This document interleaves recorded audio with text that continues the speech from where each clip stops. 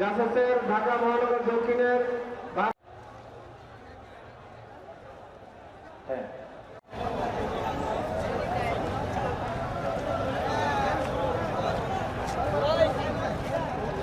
আমি আর কি বলবো, আমার বলার কি আছে। আমি তো অপরাধী। আমি অনেক মানুষের উপর অত্যাচার করছি, অনেক নির্দেশনা পালন করতে যাই। আজকে আমার এই পরিস্থিতি। আপনারা জানেন আমি দলের সাধারণ সম্পাদক ছিলাম।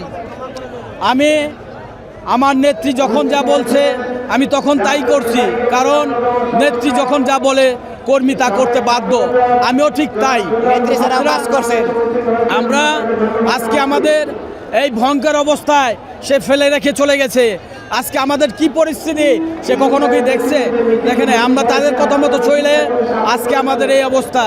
আমি সাধারণ মানুষের কাছে এবং সাধারণ জনগণের কাছে ক্ষমা প্রার্থী। আমাকে ক্ষমা করে দিবেন, আল্লাহর রস্তে আমাকে মাফ করে দিবেন। আমি অপরাধী, এই দুনিয়ায় এই সমাজে অপরাধী। আপনারা আমারে মাফ করে দিবেন। আমি অপরাধী, আমি আর ক্ষমা চাই যে আমি আর কোনো অন্যায় করবো না। আমার আর জেলখানা ভালো লাগে না, আমি মুক্তি চাই। আমাকে আর কষ্ট ভালো লাগে না, আমাকে মুক্তি চাই।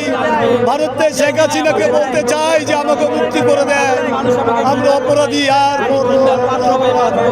আমাকে ক্ষমা করে দেয়। যে বাংলার মানুষের কাছে চাই যে আমাকে ক্ষমা করে দেয়। আমি আর ক্ষমা অপরাধী করবো না, আর অপরাধী করবো না। আমাকে ক্ষমা করে দেয়।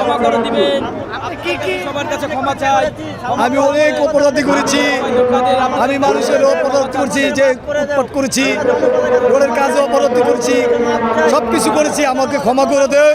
জনগণের কাছে ক্ষমা চাই যে আমি আর অপরাধী করব না, জেলখানাতে মুক্তি চাই। ব্যাংকের টাকা আমারে কইছে সব আইনে আমারে দাও। খালি কই তো টাকা দাও, টাকা দাও, টাকা দিয়ে ভাই আমার কোনো দোষ নাই। যত টাকা লাগে খালি টাকা, ব্যাংক খালি করে লাইছি সব।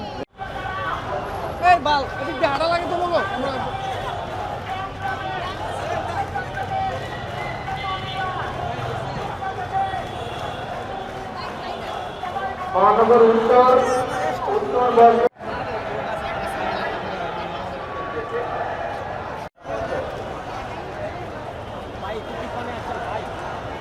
জাসাসের ভারপ্রাপ্ত আহ্বায়ক মাসুদুল্লাহ, আপনাদের স্বেচ্ছাসেবকেরা যারা